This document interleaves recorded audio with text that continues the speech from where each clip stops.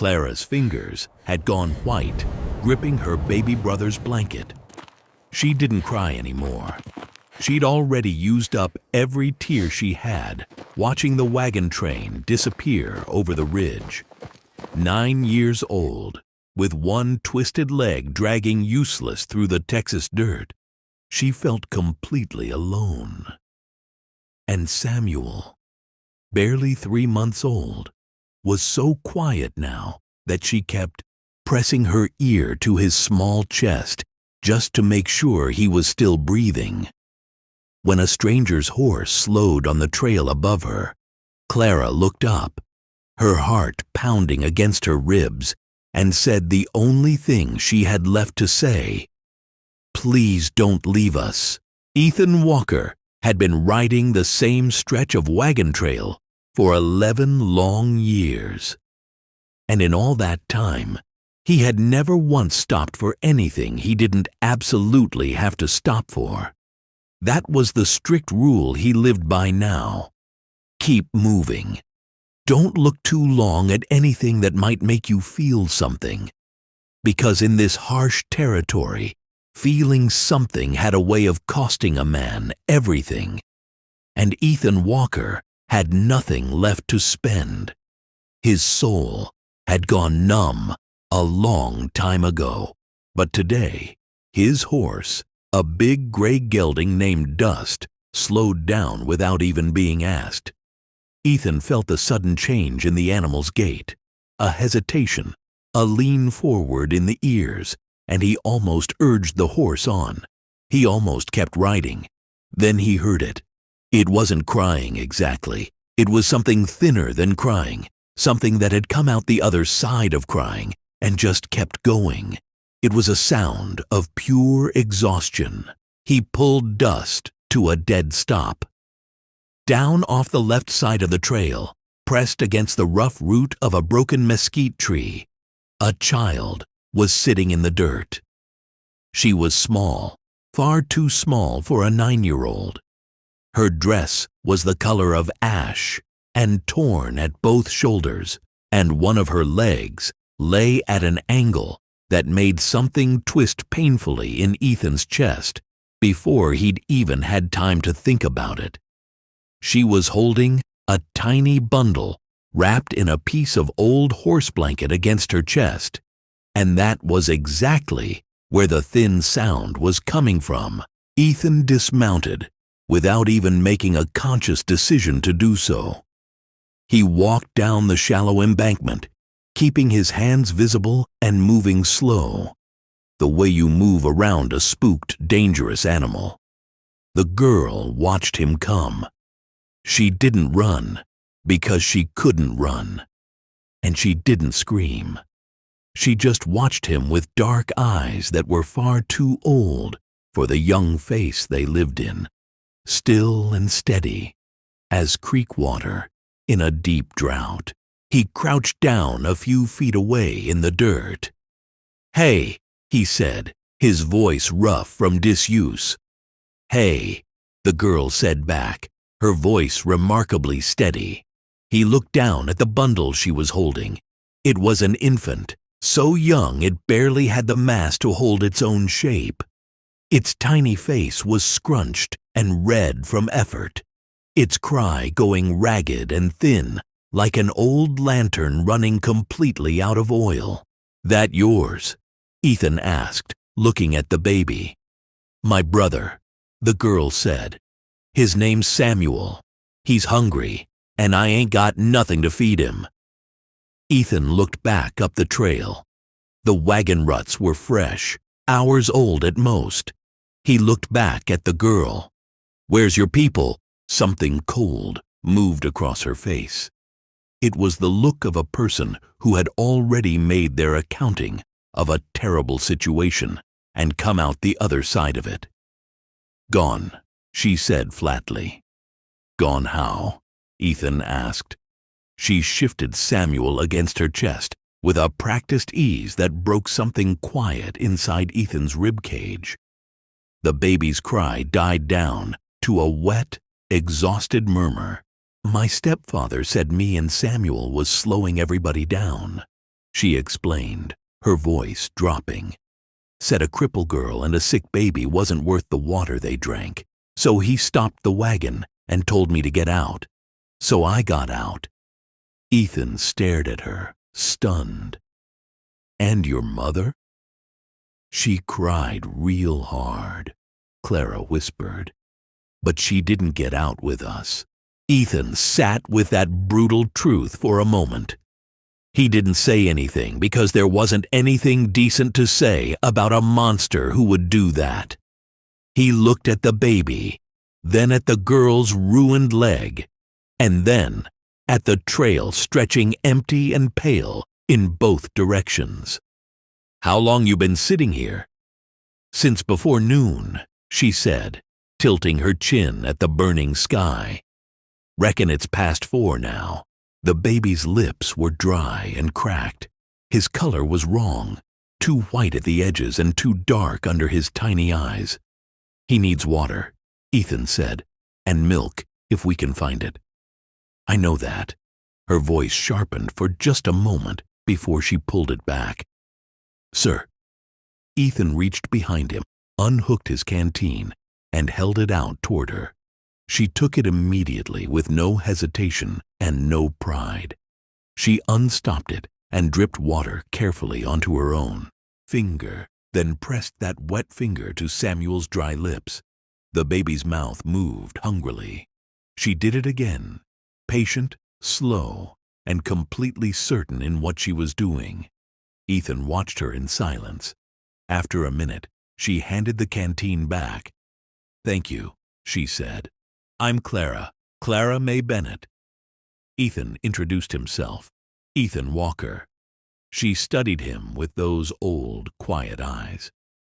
You're going to leave us too, Mr. Walker? And there it was.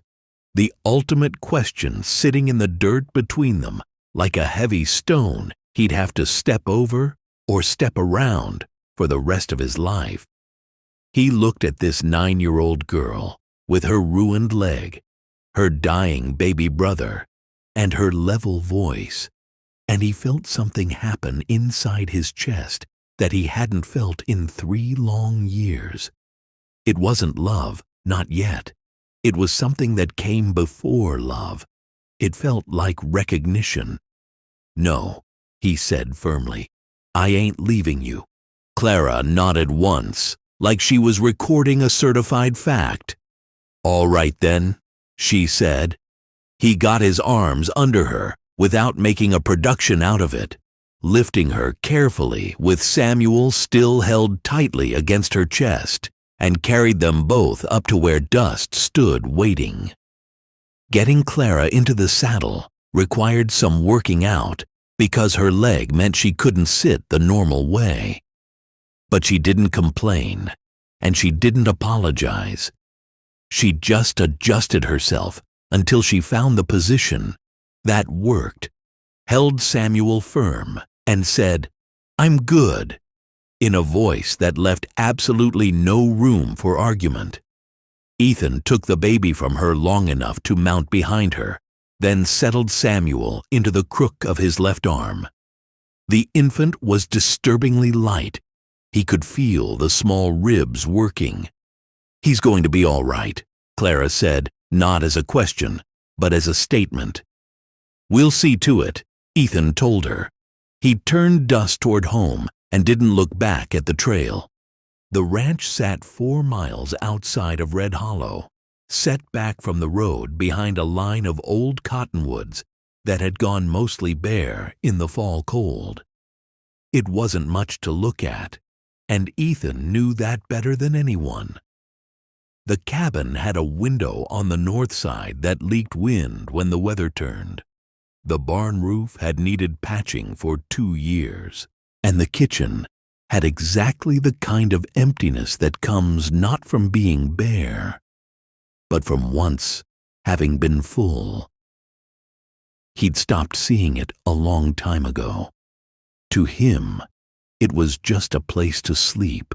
When he helped Clara down from the saddle in the yard, she held herself upright with one hand gripping the stirrup and looked at the cabin with an expression of such concentrated attention that Ethan found himself looking at it too, trying to see it the way a stranger would. "It's real solid," Clara said. "It leaks," Ethan replied. "I've slept in worse," she said easily, dismissing the weather. Then she looked at him. "You got a wife?" "Had one," he said. She heard the had and didn't push. "Children?" "A boy, James. He was 3. "Where are they buried?" she asked softly. "Fever. 3 winters back." Clara looked at him for a long moment. Then she said, "I'm sorry, Mr. Walker." And she said it the way adults say it when they truly mean it. No flinching, no rushing past it to make herself comfortable. "Come inside," he said. The first hour was the hardest. Samuel desperately needed milk, and Ethan didn't keep a milk cow. But one of his neighbors, a widow woman named Mrs. Pratt, who ran 2 goats on 20 acres, was close enough. Ethan rode out fast and came back with a jar of warm goat's milk, along with strict instructions from Mrs. Pratt that he had no business raising babies alone, and she'd be by in the morning to see what the situation was. Clara fed Samuel with a clean cloth dipped in milk, squeezing drops slow and careful into the baby's mouth, talking to him the entire time in a voice so low and steady it was almost a hum. Samuel's cry thinned and then stopped completely. He drank. His color began to even out. Ethan built up the fire and didn't say anything, but he watched from across the room and felt something happening in the house that hadn't happened in 3 years. He couldn't name it yet. He was afraid to try. Clara looked up and caught him watching. "He likes it when you talk," she said. "Samuel, even when he was first born, if you talked, he'd go quiet like he was listening." She paused. "Our mother used to sing to him." "What happened to your mother?" Ethan asked. "Before the wagon train, I mean." Clara was quiet for a moment, working the cloth and watching Samuel. "She married Vernon Bennett 2 years after our daddy died. She said Vernon was fine at first, or fine enough, but he wanted a son.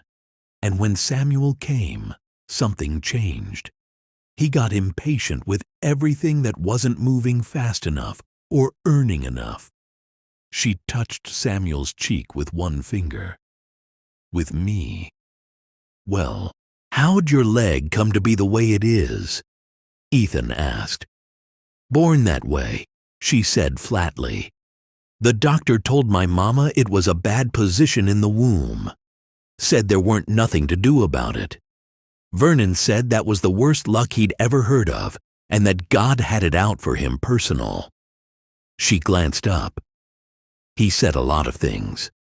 How bad does it pain you?" "Some days worse than others. Today's been today. I didn't pay it much mind. Had other things to mind." Ethan pulled a chair close to the fire and sat down. "I need to look at that leg, make sure nothing's infected from the crawling." "It'll be fine, Mr. Walker," she objected. "I'm going to look at that leg," he said, his voice quiet and even. She stared at him for another second. Then she said, "Yes, sir." And he heard in those 2 words something that made his jaw tighten. The automatic compliance of a child who had learned that disagreeing cost more than it was worth. The leg was infected. Not badly yet, but the skin along the ankle and knee was hot, abraded raw from dragging through dirt and rock for hours. He cleaned it with what he had and bound it with strips of clean linen, keeping his face blank so as not to show what he was thinking. Clara sat perfectly still through all of it, holding Samuel and talking to the baby so softly Ethan couldn't make out the words, just the rhythm of them. When he was done, she said, "Thank you." In that same steady voice. "You should sleep," he said. "I don't sleep much." "Tonight you will." He gave her the bed. The only real bed. His bed. The one he hadn't changed the quilt on in 3 years, because that quilt had been made by his late wife, Sarah. He slept in the chair by the fire with Samuel in his arms because the baby needed warmth and someone to feel breathing against them. He'd read somewhere, or maybe Sarah had told him, that babies needed to feel another heartbeat. He didn't sleep for a long time. He sat in the firelight with this infant he'd just met, listened to the wind working at the north window, and thought about nothing very carefully. Sometime past midnight, Clara's voice came from the bed. "Mr. Walker?" "Still here," he said. There was a pause. "Why'd you stop on the trail?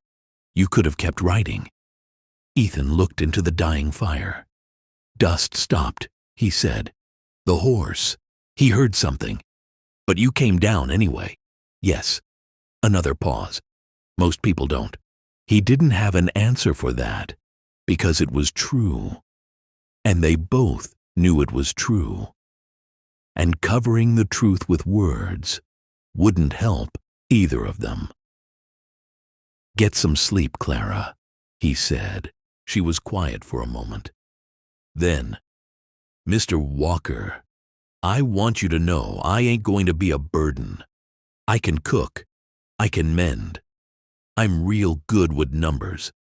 The school teacher back in Abilene told me so, and I won't ask for nothing that ain't necessary. I know how to take up small space." Something moved through Ethan's chest like a blade drawn flat, not cutting, but pressing hard. He turned in the chair to look at her. She was lying on her side facing him, Samuel tucked against her memory, watching him with those dark, still eyes. "Clara," he said. "Sir, you stop talking like that." She blinked. "Like what?"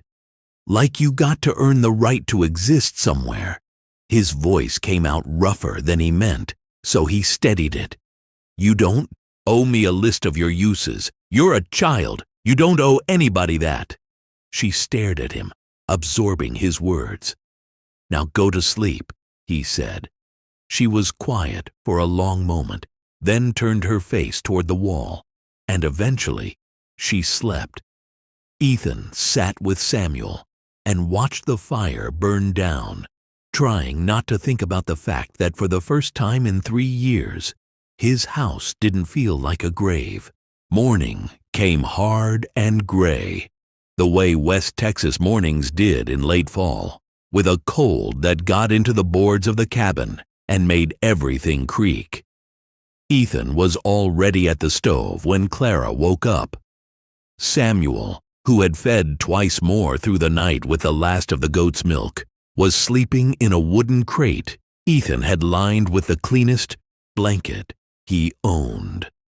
Clara appeared in the doorway of the bedroom, standing upright on her good leg with one hand on the doorframe, taking the room in the way she'd taken in the ranch the night before, careful and complete.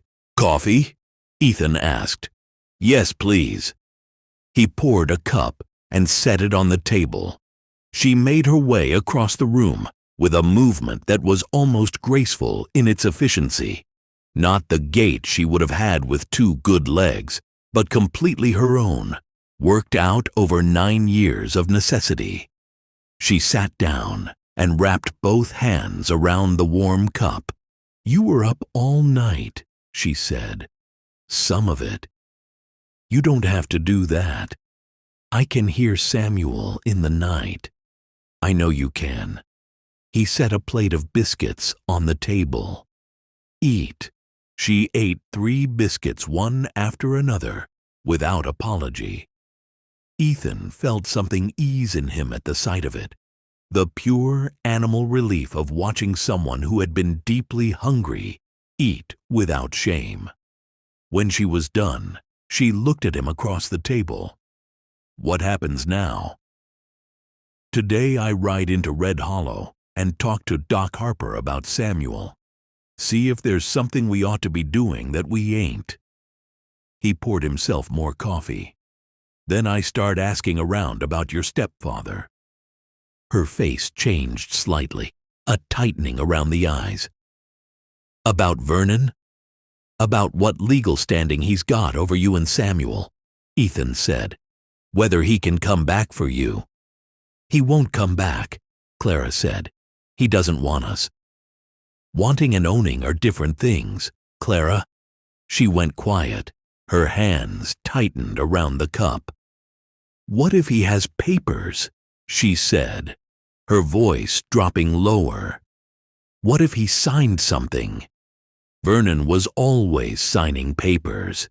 He liked papers.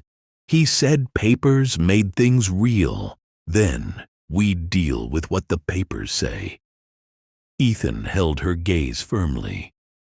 But nobody is taking you anywhere without going through me first. You understand that? She looked at him for a long time, like she was measuring the exact distance between what a person says and what a person actually does. She'd measured that distance before in her short life and found it wanting. You don't know us, she said finally. You don't know me and Samuel. We could be trouble. We probably are trouble. Probably, Ethan agreed. Most people wouldn't. Clara, she stopped. I know what I said last night, he told her quietly. And I know what I'm saying now. That ain't changed, and it ain't going to change. So you can keep waiting for me to take it back, or you can just let it be true. She looked down at her coffee cup, one of her fingers tracing the rim slowly. When she looked back up, something in her face had shifted. Not fully opened, but moved like a heavy door that had been stuck for a long time, giving its first real push. All right, she said quietly. Mr. Walker, all right. From the crate in the corner, Samuel made a sound. Not the thin, desperate cry of last night, but something rounder and more present. A baby learning to claim space. Clara was on her feet before Ethan could even move. Crossing the room with her tilting, efficient gait, she reached into the crate and lifted her brother with both hands, settling him against her shoulder with the absolute competence of someone who'd been doing it since the day he was born. She turned back to Ethan with Samuel against her cheek. He's warm, she said. He was cold last night. He's better, Ethan said. Clara pressed her lips to the top of Samuel's head. The baby curled a tiny fist against her collar and made the sound again, softer this time, almost contented. Something that in a warmer world you might call a sound of being home. Ethan Walker looked at this girl with her ruined leg, her baby brother, and her careful, watchful eyes, and he thought of the 11 years he'd spent on that trail without stopping. He thought of all the things he'd ridden past because stopping cost something, and he'd told himself he had nothing left to give. He hadn't known. He just hadn't known. I'm going to build you something for that leg, he said abruptly. A proper support, something you can use to move easier. Clara looked at him. That's... She stopped, started again. You don't have to do that. I know I don't. She held his gaze. Samuel's fist uncurled against her collar, fingers spreading like a small star. Outside, the wind moved through the cottonwoods with a sound like rushing water. And somewhere in the barn, dust shifted his weight and stamped once against the cold ground. Okay, Clara said quietly. and then so softly he almost missed it. "Thank you." It was the first time she'd said it without immediately following it with what she could offer in return. The first time she'd just let the thanks sit there unhedged between them. Ethan turned back to the stove. "Eat another biscuit," he said. "Long day ahead." And for the first time in 3 years, when he said the words, "long day ahead," they didn't feel like a prison sentence. They felt like something worth getting through. Doc Harper took one look at Samuel and didn't say anything for a long moment, which was exactly how Ethan knew it was serious. The old doctor turned the baby over in his hands, careful and methodical, the way a man handles something incredibly fragile that he refuses to let break. He pressed 2 fingers below Samuel's ribs, listened, and pressed again. Samuel made a loud sound of protest, his small legs kicking. "That's a good sign," Clara said from the chair in the corner. She hadn't let go of the edge of the examination table the entire time. "When he kicks, it means he's fighting." "It is," Doc Harper agreed. He looked at her. "How long was he without milk?" "Since the morning of the day before yesterday, maybe longer. Vernon cut the wagon rations 2 days before he—" She stopped, adjusting her words. "Before we stopped traveling." Doc Harper looked at Ethan over the baby's head. Ethan said nothing. He'd already told the doctor everything on the ride in.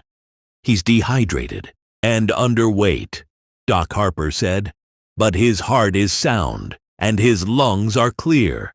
The goat's milk was the right call." He wrapped Samuel back in his blanket and held him toward Clara with both hands. "He needs feeding every 2 hours. Goat's milk is fine for now. In a few weeks, we'll see about something more substantial." Clara took Samuel with that automatic certainty she always had, settling him against her shoulder. "Will he be all right?" "He'll be fine," Doc Harper said, and then quieter, in the voice he used when he meant it most. "He'll be just fine, young lady." Clara exhaled through her nose, not a sigh, but something more controlled, like a valve releasing pressure that had been building inside her. Doc Harper turned to Ethan and lowered his voice. "The girl's leg needs proper attention. That infection, I cleaned it last night." "I know you did. I'm saying she needs more than cleaning.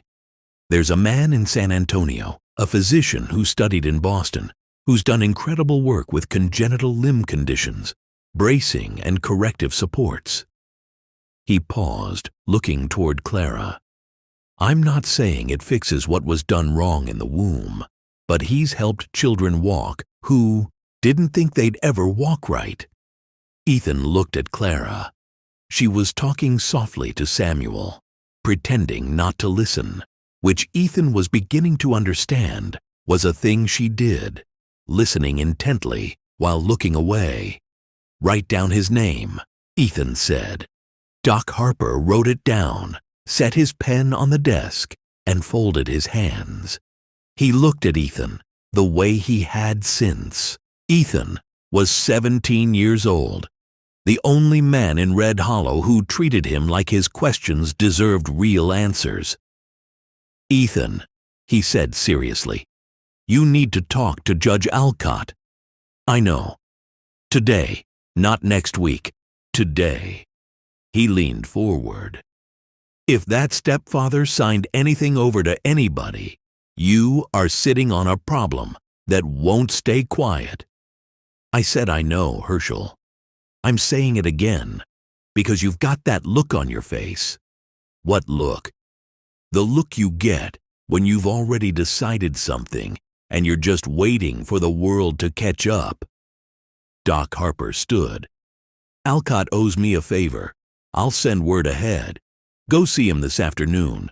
Judge Alcott's office smelled of stale tobacco, old paper, and the particular kind of tension that lives in rooms where decisions are made about people's lives. The judge himself was a lean, deliberate man who had been dispensing law in West Texas for 23 years, and he had the eyes of someone who had heard every story twice. He heard Ethan's story once. Then he opened the heavy bottom drawer of his desk, pulled out a legal ledger, ran his finger down a column of recent entries, and went completely still. Ethan watched his face closely. "What is it?" Alcott looked up, his expression grave. "When did you say you found them?" "Day before yesterday, late afternoon." "And the stepfather's name?" "Vernon Bennett, traveling west with a wagon train out of Abilene." Alcott closed the ledger with a dull thud. He set his hands flat on the desk. "A man named Silas Boone filed a contract claim in this office 8 days ago," he said, "for 2 minors under the guardianship of a Vernon Bennett, a girl, and an infant boy." The room got deathly quiet. "A contract claim?" Ethan repeated, his voice tightening. "A labor indenture, legal under territorial law, for abandoned or orphaned minors. Boone filed papers claiming he'd purchased the guardianship rights from Bennett for the purpose of, and I'm quoting the document here, productive employment in service of mining operations in New Mexico Territory." Ethan didn't move a muscle. "He bought them. The paperwork says so. The baby is 3 months old. The paperwork doesn't specify ages, Ethan, only names." Alcott looked at him steadily. "I want you to understand that I am not telling you this is right. I am telling you this is what the papers say. Those are 2 very different things. Where is Boone now?" "He arrived in Red Hollow yesterday," Alcott said, picking up his pen and setting it down again. "He's been asking around about a missing pair of children. He'll have heard you brought them in by now. In a town like this, news moves fast. How long do I have, legally?" Alcott spread his hands. "If the documents hold, he can compel the return of the children within 72 hours of locating them. Can the documents be challenged? On what grounds?" "Bennett abandoned them on a public road," Ethan said, his voice rising with suppressed anger. "Left them to die. The girl's leg is infected, the baby nearly starved. That's not a man who exercised legal guardianship. That's a man who committed criminal abandonment." Alcott was quiet for a moment, considering. "That argument has merit, but it takes time to make in front of the right circuit people. And Boone has money, he has lawyers, and he has documents that are, on their face, properly filed." He paused, looking at Ethan with genuine concern. "I'll do what I can, but you need to be careful. Boone didn't get rich by being patient." Ethan stood up, his posture rigid. "Neither did I." He was already at the door when Alcott called out, "Ethan." He stopped. "This man Boone. There's something else you should know. This isn't the first claim he's filed. I've seen his name on documents from 3 other counties. Always the same pattern. Abandoned children, disabled children, children nobody's looking for." He let that chilling fact sit for a moment. "Nobody ever came back for those children, Ethan." Ethan kept his hand gripped on the doorframe, his knuckles turning pure white. "I'm coming back," he said quietly. "Write that down somewhere." Clara knew something was terribly wrong the second Ethan walked back into Doc Harper's office. She didn't ask a single question. She just watched him the way she watched everything, completely quietly, filing away every expression. And she waited until Doc Harper had stepped out into his back room before she spoke. "How bad is it?" Ethan pulled the other wooden chair around and sat directly facing her. Samuel was fast asleep against her chest, his small fist curled under his chin. "There's a man named Silas Boone," Ethan said. Clara went completely rigid. "You know that name?" Ethan asked. "Vernon mentioned him once." Her voice had gone entirely flat. "Back in Abilene. Said he'd met a businessman who was always looking for workers for his operations out west." She swallowed hard, her throat tight. "I didn't understand it then. I was listening from the other side of the door."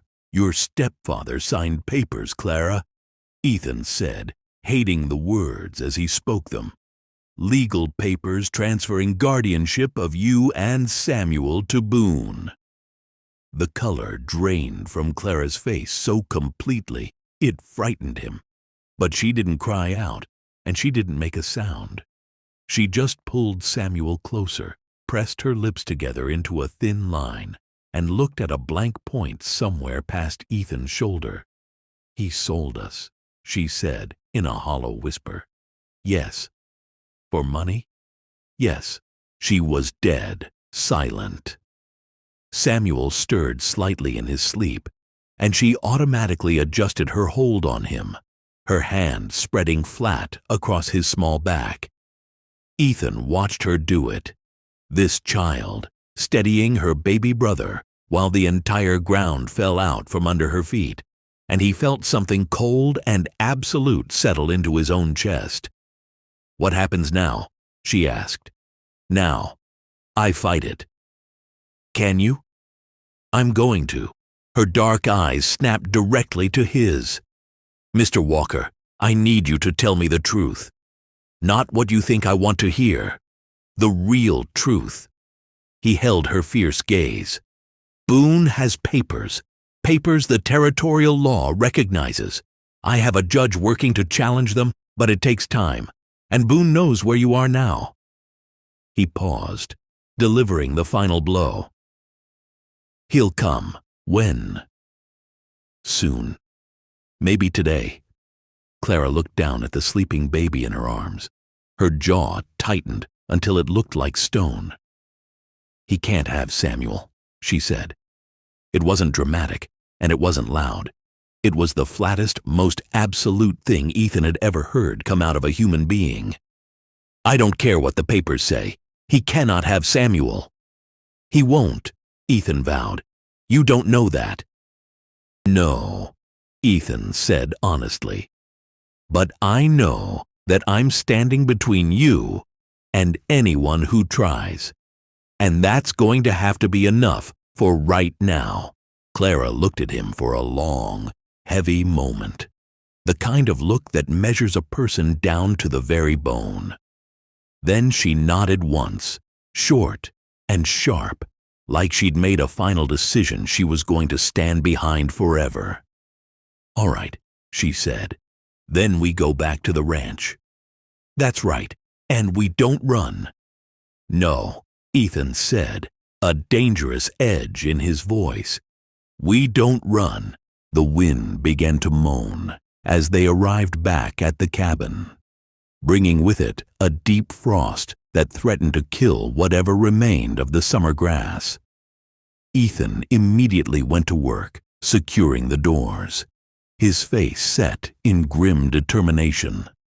Clara sat by the table, methodically breaking down dried corn husks to make a softer mattress extension for Samuel's crate. Her movements were rhythmic and calm, a stark contrast to the storm brewing outside and the shadow hanging over their lives. Every few seconds, her eyes would flick toward the window, watching the road that cut through the valley. Ethan looked at her over his shoulder while checking the latch on the heavy back shutter. "Boone isn't a lawmaker, Clara. He uses the law like a club, but he doesn't respect it. He'll come with men who are paid to look the other way when things get ugly." Clara stopped her hands for a second, a piece of husk, half shredded, in her fingers. "Vernon was afraid of him," she whispered. I saw him shaking when they spoke at the saloon in Abilene. Vernon never shook for nobody. He used to hit the horses until they bled, but around Boone, he acted like a dog waiting for a kick. Ethan walked to the fireplace and threw another thick log of oak into the grate. The sparks flew upward into the dark chimney like angry red bees. A man who bullies animals and children is always a coward when he faces someone who doesn't back down. Boone relies on people being too tired or too poor to fight him. He crouched down next to Clara, his large, scarred hand resting on the edge of the table. I spent 3 years wishing the world would leave me alone, Clara. I thought if I kept my head down, nothing else could be taken from me. But you can't strike a bargain with the desert. It takes until there's nothing left. Clara looked at his hand, tracing the old rope burns on his wrist with her eyes. My daddy used to say that the land takes what it wants, but a man chooses what he gives away. She looked up, her dark eyes locking onto his with an intensity that made her look 30 instead of 9. Are you giving something away for us, Mr. Walker? Ethan stood up, his jaw tight. I'm keeping what's mine, he said simply. And right now, that includes anyone under this roof. The afternoon faded into a violent purple dusk. The cottonwoods outside thrashed against the cabin walls like skeletal fingers, their remaining leaves scraping the glass with a sharp, rhythmic hiss. Inside, the fire was the only source of light, casting massive, dancing shadows across the pine logs. Samuel woke up once, his small voice rising in a sharp wail. But Clara had the cloth dipped in goat's milk, ready before the sound could carry past the porch. She fed him in absolute silence. Her breathing matched perfectly to the baby's rapid swallows. Suddenly, dust neighed loudly from the barn, a sharp warning blast that cut through the howling wind. Ethan was on his feet instantly, his hand moving to the heavy Winchester rifle resting over the mantel before his mind had even fully processed the sound. He didn't look through the window. He stood to the side, his ear pressed against the rough wood of the door frame, listening to the rhythm of the storm. Between the gusts of wind, there was another sound, the distinct, heavy thud of multiple shod horses moving at a walk through the yard dirt. Get in the back room, Ethan said, his voice dropping to a harsh whisper that brooked no argument. Clara didn't hesitate. She gathered Samuel up in one smooth movement, ignoring the pain in her raw leg as she pushed herself up from the chair. She didn't look back, disappearing into the dark bedroom without making a sound, pulling the thick oak door closed behind her until only a tiny crack of light remained. Ethan pulled the hammer back on the Winchester. The metallic click was loud and final in the quiet cabin. He stood squarely in the center of the room, his boots planted wide, the barrel pointed slightly downward, but ready to rise in a fraction of a second. The horseman stopped right outside the porch. For a long, agonizing minute, there was nothing but the creaking of the timber and the sound of a man dismounting, the heavy creak of leather, and the jingle of spurs that sounded like dry silver coins rattling together in a pocket. A heavy boot struck the first step of the porch, then another. The wood groaned under a significant weight. Then came the knock, 3 loud, slow thudding blows from a heavy fist that vibrated through the iron hinges of the front door. Ethan didn't answer. He waited, his breathing shallow and even, his eyes fixed on the center of the wooden panel where a man's chest would be if he burst through. "Ethan Walker!" a voice called out over the wind. It was a high, smooth voice, completely devoid of the gravel typical of the territory men. It sounded like a school teacher or a clerk, pleasant and measured. "My name is Silas Boone. I believe you have some property of mine, and I've come to collect it before the weather turns too foul for travel." Ethan took a single step forward, his voice cutting through the door like a dry saw. "There's nothing out here but cold dirt and an old man with a loaded rifle, Boone. Turn those horses around while you've still got the breath to guide them." There was a short silence outside, followed by the sound of a low, polite chuckle. "Now, Ethan, let's not make an uncivilized display out of a simple business matter. I have papers signed by Vernon Bennett, certified by the court clerk in Abilene. The girl and the child belong under my care by right of legal contract. I have no desire to burn your home down over two useless strays, but I will if you force my hand." "The papers are a lie, and Bennett is a criminal," Ethan shouted back, his thumb tightening on the rifle's grip. "You cross this threshold, and you'll find out exactly what territorial law looks like when it's delivered from the end of a barrel." The smooth voice outside lost its warmth instantly, turning cold and sharp like a razor sliding out of a sleeve. "You're an old fool living in a dead house, Walker. You think you're the first broken-down rancher who thought he could play hero for a couple of abandoned bastards? I have 4 men with me who don't care about your grief or your rifle. I'll give you until the fire in that hearth dies down to bring them out. If the door isn't open by then, we'll take what's ours and leave you in the ashes."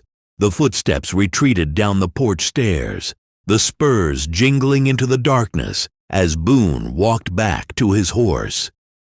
Ethan didn't move. He stood in the fading warmth of his cabin, listening to the men settle into the shelter of his old equipment shed across the yard, preparing for a long night of waiting. He looked down at the floorboards, then turned slowly toward the bedroom door. Clara was standing right on the other side, her face visible through the narrow crack. She wasn't shaking. Her small chin was lifted, her eyes burning like twin coals in the darkness. "He's not taking Samuel," she said again, her voice a solid, unbreakable promise. Ethan looked at her, his expression softening for a fraction of a second before hardening into something resembling iron. "No, Clara," he said, his voice echoing in the small room. "He's—" The silence inside the cabin grew heavier with every breath Ethan took, a thick, suffocating weight that seemed to push the firelight lower against the hearth.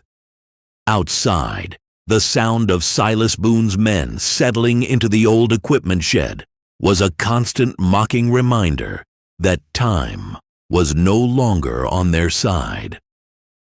Ethan didn't move from his spot in the center of the room, his fingers still locked tight around the cold steel of the Winchester rifle, his ears tracking the whistle of the wind as it cut through the cottonwoods. He could hear the faint, rhythmic breathing of Clara from behind the bedroom door, a sound so fragile it felt like the only thing keeping the cabin from collapsing into the dirt. He knew the law in this territory was often nothing more than a shadow cast by the man with the biggest purse. And right now, Silas Boone carried a very heavy purse. He turned his head slowly, as the oak door creaked open and Clara stepped back into the main room, her movements careful and deliberate as she leaned her weight against the frame to spare her infected leg. She was still clutching Samuel against her shoulder, the baby's small face tucked deep into the hollow of her neck, his breathing shallow but steady. She looked at Ethan, not with the terror of a child who had just been threatened with fire and blood, but with the cold, assessing clarity of someone who had already looked at the worst the world had to offer and refused to blink. "He's going to wait until the moon goes behind the ridge," she said, her voice dropping into that flat, level tone that always made Ethan's chest tighten. That's what Vernon always did when he wanted to steal water from the neighbors back in Abilene. He said men don't look at the shadows when the sky goes completely black. Ethan lowered the rifle slightly, letting the barrel rest against his boot, though his thumb remained locked on the hammer. "Boone isn't Vernon, Clara. Vernon was a coward who ran from his own choices. Boone is a man who hires other men to make his choices for him, and that makes him twice as dangerous." He walked over to the table, his boots making no sound on the pine boards, and looked down at the empty coffee cups from that morning. It felt like a lifetime had passed since they sat there discussing numbers and school teachers. "He thinks because I'm alone out here, I'll look at those papers and see an easy way out. He thinks every man has a price where his own skin is concerned." Clara took 2 tilting steps forward, her hand sliding along the edge of the table for support until she was standing just a few feet away from him. The firelight caught the dark edge of her eyes, making them look completely black in the dim room. "Do you have a price, Mr. Walker?" she asked, the question hanging in the air between them like a physical blow. Ethan didn't answer right away. He looked at her ruined leg, then at the tiny fist Samuel had curled into her collar, and finally at the far corner of the room where his wife's quilt lay folded on the empty bed. 3 years ago, he would have told her that his price had already been paid in full at the cemetery behind Red Hollow, that he had nothing left to lose and therefore nothing left to buy. But looking at her now, he felt the cold numbness in his chest cracking open, replaced by a sudden, violent heat.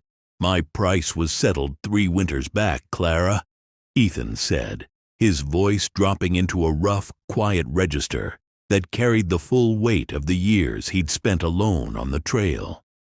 "And there isn't enough gold in the New Mexico territory to buy what's left of my soul.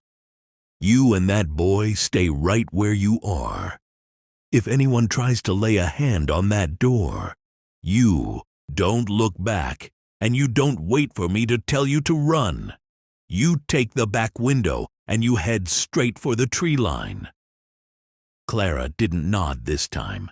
She just stared at him, her jaw locking into that stubborn line that told him she had absolutely no intention of leaving him behind, no matter what he ordered.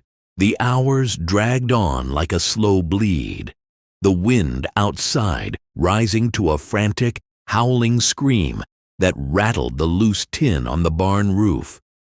Ethan took up a position by the north window, pulling the shutter back just an inch to peer into the freezing darkness of the yard.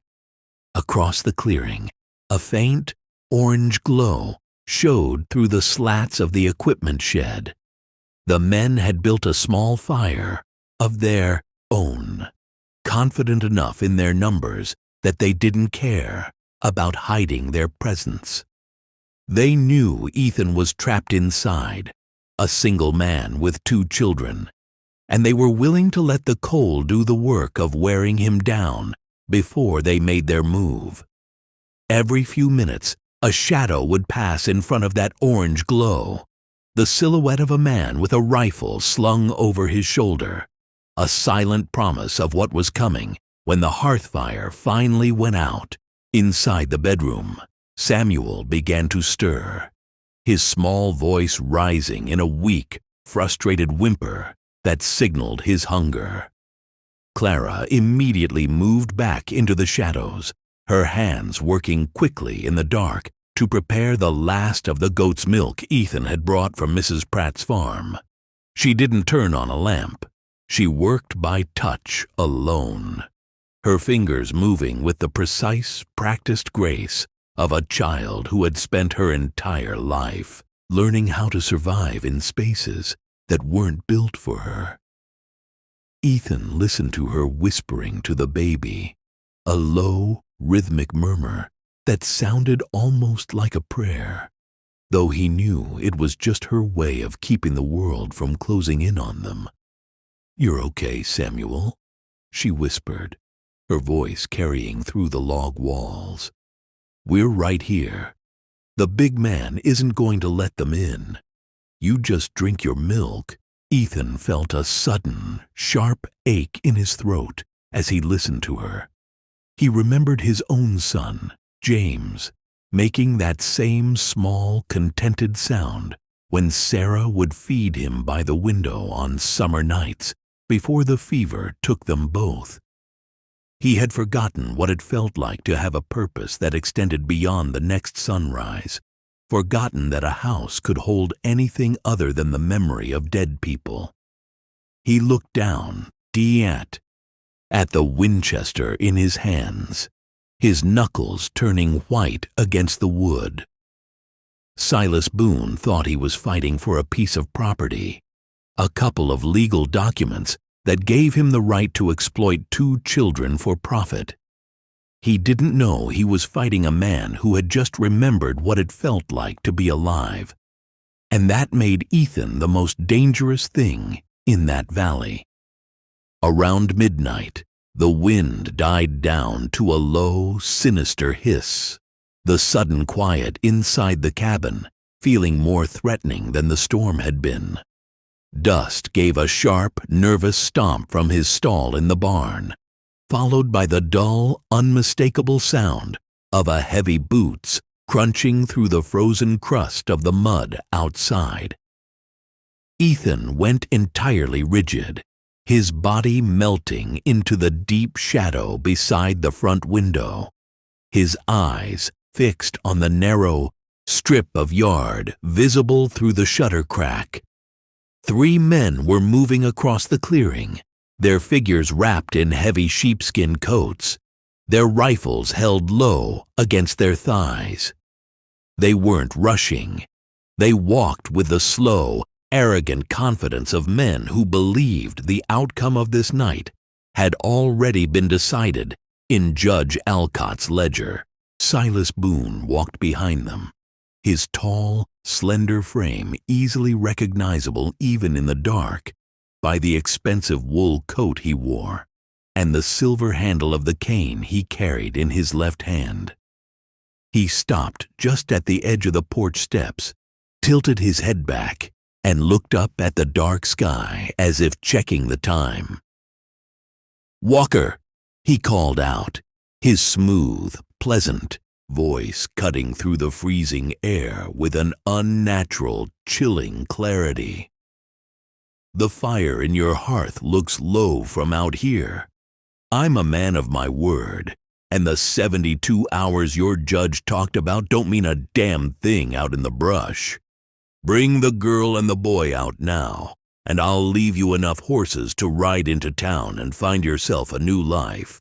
Ethan didn't answer with words. He slid the muzzle of the Winchester through the shutter crack, lined the iron sights up with the center of the lead man's chest, and waited. The man took a step onto the first porch stair, the wood groaning loudly in the quiet night. And that was all the invitation Ethan needed. He squeezed the trigger. The roar of the rifle exploding inside the small cabin like a clap of thunder. The flash of gunpowder illuminating the yard for a split second. The lead man didn't even have time to cry out. The heavy bullet hit him square in the sternum, throwing him backward off the porch into the dirt like a sack of grain. The yard erupted into chaos instantly. The other two men threw themselves into the dirt behind the old well house, their rifles opening fire on the cabin windows, the heavy lead slugs shattering the glass and tearing great splinters of pine out of the shutters. Ethan dropped to one knee, working the lever of the Winchester with a smooth, practiced motion that ejected the smoking brass casing onto the floorboards before sliding a fresh round into the chamber. He didn't look at the damage. He kept his eyes on the flash of the enemy rifles, his face completely blank as the dust and wood smoke began to fill the room from the back bedroom. Clara didn't scream. He heard the heavy thud of her body hitting the floor as she threw herself over Samuel's crate, using her own small frame as a shield against the stray bullets that were punching clean through the outer walls of the cabin. "Stay down, Clara!" Ethan roared over the deafening racket of the gunfire, his voice carrying an authority that cut through the panic of the assault. He fired twice more through the window, the heavy slugs hitting the stone edge of the well house and sending a shower of sparks into the dark, forcing the gunmen to pull their heads down. Silas Boone had disappeared from the steps the moment the first shot was fired, his smooth voice echoing from somewhere behind the equipment shed, no longer polite or civil. "Kill him!" Boone screamed, his voice rising into a frantic, high-pitched screech that betrayed the monster hidden beneath his fine clothes. "Burn the cabin if you have to, but don't let that old bastard leave this valley alive. I want those children, and I want his head on a post." A heavy slug punched through the front door just 3 inches above Ethan's head, showered his hair with dry splinters, and buried itself deep into the log wall behind him. He didn't flinch. He crawled across the floorboards, his boots kicking through the empty brass casings, until he was positioned on the opposite side of the doorframe, giving him a completely different angle on the well house. He knew his ammunition was limited. He had exactly 12 rounds left in his belt and 5 in the rifle's magazine, while Boone's men had enough lead to keep shooting until sunrise. He needed to make every shot count, needed to turn this fight into a war of nerves where the men outside realized that taking this cabin would cost more than their wages were worth. He waited for the next flash of gunfire from behind the well house.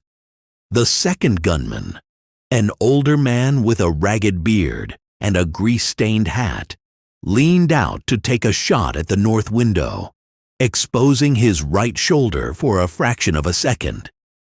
Ethan didn't hesitate. He squeezed the trigger, the Winchester barking again, and the man let out a sharp, wet yell as the bullet shattered his collarbone, dropping his rifle into the dirt as he rolled backward into the dark. "That's 2!" Ethan shouted out into the yard, his voice carrying a dangerous, mocking edge that made the remaining shooters hesitate. "There's 3 more of you out there, including Boone, and I've got enough lead in here to settle every account you've ever opened.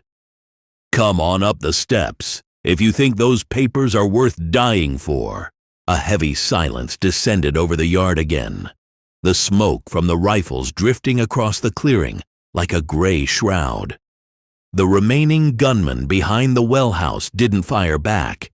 Ethan could hear him shouting in a panicked, urgent whisper to the third man who was still hidden near the barn. They hadn't expected this kind of resistance from an old man living alone. They had been told Ethan Walker was a broken rancher who wouldn't risk his life for 2 stray children. They were beginning to realize that Vernon Bennett had lied to them about the kind of man they were dealing with. Inside the bedroom, the absolute silence was suddenly broken by a thin, sharp sound, not Samuel crying, but the distinct metallic scrape of the bedroom window being forced open from the outside. Ethan's heart leaped into his throat, his head snapping toward the dark doorway as he realized Boone had sent his 4th man around the back of the house, while the front was pinned down under fire. He didn't have time to think.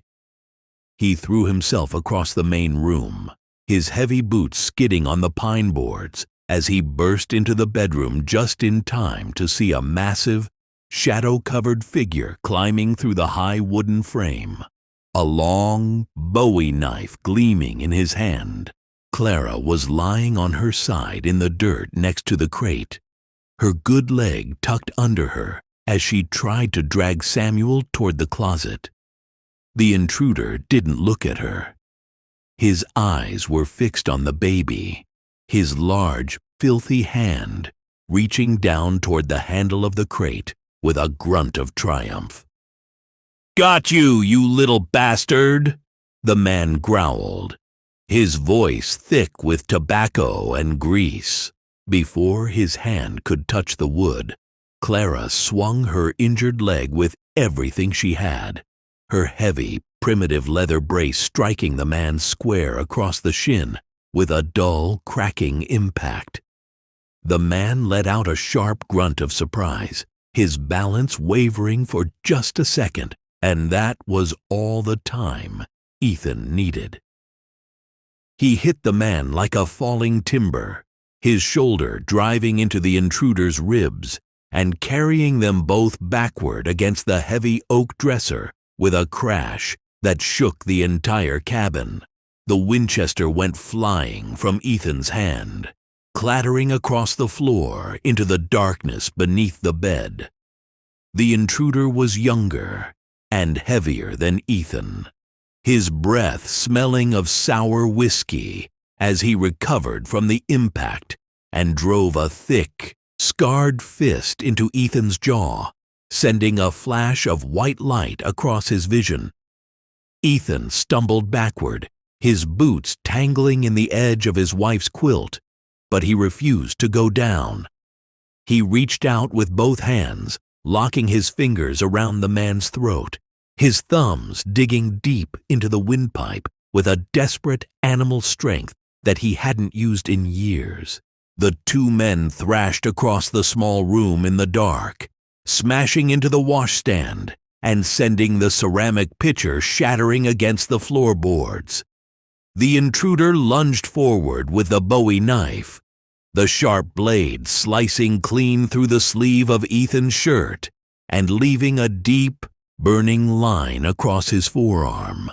But Ethan didn't let go of his grip. He drove his forehead forward, striking the man square in the nose with a sickening crunch that sent a spray of dark blood across both of their faces. The man gagged, his grip on the knife loosening for a fraction of a second, and Ethan seized the opportunity. He twisted his body, catching the man's wrist with his left hand while driving his right knee hard into the intruder's groin. The young man doubled over with a breathless groan, the knife slipping from his fingers to clatter harmlessly against the pine floor. Ethan didn't give him a chance to recover. He grabbed the back of the man's heavy coat, used his weight to swing him around, and drove his head straight into the sharp corner of the iron bedpost. The man went completely limp, his body collapsing into a heavy, unmoving heap on top of the ruined shards of the pitcher, his breathing turning into a low, rattling snore that told Ethan he wouldn't be getting back up for a very long time. Ethan stood over him for a second, his breath coming in ragged, painful gasps, his torn sleeve dripping dark blood onto the floorboards. He didn't look at his wound. His eyes snapped instantly to the corner where Clara was sitting, her arms wrapped so tightly around Samuel that the baby was completely buried against her chest. "You hurt?" Ethan asked, his voice nothing more than a rough, bloody whisper in the dark room. Clara looked up at him, her face completely pale, but her dark eyes steady as stone. She looked at his bleeding arm, then down at the unconscious man at his feet, and finally back up to his face. "I'm fine," she said, her voice remarkably even. "Samuel's fine, too. He didn't even cry." She paused, her eyes tracing the line of blood on his wrist. "You're bleeding, Mr. Walker." "It's just skin," Ethan said, reaching down to scoop the Winchester up from beneath the bed and checking the action with a quick, reassuring click. "Boone's still outside, and he's running out of men. You stay right here by the wall. Don't move until I tell you the yard is clear." He didn't wait for her reply. He turned and walked back into the main room, his boots tracking dark red smudges across the floor as he took up his position by the front door once again. The yard outside had gone completely silent now, the fire in the equipment shed having burned down to a pile of gray ashes that offered no more warmth or light. Silas Boone was standing in the center of the clearing, his fine coat gone white with the falling frost, his silver-handled cane held loosely in his hand as he looked down at the two men lying, motionless in the dirt. The third gunman was gone. The faint sound of a horse galloping away down the valley trail, telling Ethan that Boone's paid help had finally decided the contract wasn't worth their lives. Boone looked up at the cabin window, his smooth face twisted into a mask of pure, unadulterated hatred that stripped away every ounce of his civilized pretense. He didn't have a rifle. He carried only a small, silver-plated derringer in his right hand, a weapon that was completely useless at this distance against a man with a Winchester. He knew he had lost, knew that the papers in his pocket were nothing more than dry leaves now that his muscle had been broken against the walls of this house. "You think you've won something here, Walker?" Boone shouted, his voice cracking with a high, hysterical rage that echoed off the frozen hills. "You think you can keep them? The territory is full of men like me, men who know how to buy what they want and destroy what they can't have. I'll go to the federal marshal in San Antonio. I'll have a warrant out for your arrest before the week is out. You're a thief, Walker. A common thief stealing another man's property." Ethan slid the latch back on the heavy front door and stepped out onto the porch, the freezing wind catching his torn sleeve and blowing the gray hair back from his bloody forehead. He didn't raise the rifle. He held it loose across his chest, his boots planting themselves firmly on the top step where the lead man's blood had already frozen into a dark, solid crust. He looked down at Silas Boone from the height of the porch, his face completely devoid of fear, anger, or hesitation. Silas Boone stared at the muzzle of the rifle for 3 long seconds, his chest heaving with a silent, impotent fury that made his hands shake against the silver handle of his cane. Then, without a single word, he turned his back on the cabin, mounted his horse with a clumsy, panicked movement, and urged the animal into a frantic gallop down the dark road, disappearing into the freezing gray mist of the morning. Ethan watched him go until the sound of the hooves had completely died away, leaving nothing but the clean, cold whistle of the wind through the cottonwoods. He let the hammer down on the Winchester, his shoulders dropping slightly as the full exhaustion of the night finally hit his old bones. He turned back toward the threshold, his eyes catching the first pale streaks of yellow light beginning to break over the eastern ridge, signaling the arrival of a new day. When he walked back inside, Clara was already there, standing by the hearth with a handful of dry kindling she had gathered from the box. She had set Samuel back into his wooden crate, and the baby was watching her with wide, curious eyes as she knelt down to bring the dying fire back to life. She looked up at Ethan as he closed the heavy door behind him, her dark eyes reflecting the first tiny yellow flames beginning to catch the wood. "He's gone," Ethan said simply, setting the rifle back over the mantel. Clara nodded once, her movements slow and careful as she blew gently on the sparks until the room began to fill with the sweet, warm smell of burning pine. "I know," she said quietly. "I heard him ride out." She stood up, leaning her weight against the stone chimney, and looked at the blood drying on his sleeve. "I can mend that shirt now, Mr. Walker, if you've got some thread." Ethan looked at her for a long moment, then down at his arm, a small, tired smile touching the edges of his mouth for the first time in 3 long winters. It wasn't an easy world they were looking at, and the papers Boone talked about would likely bring more trouble before the year was through. But looking at the fire warming the old log walls, he knew they had a place to stand now, a place that didn't feel like a grave anymore. "The thread's in the top drawer, Clara," he said, walking over to the stove to start the morning coffee. "Let's get this house warm first."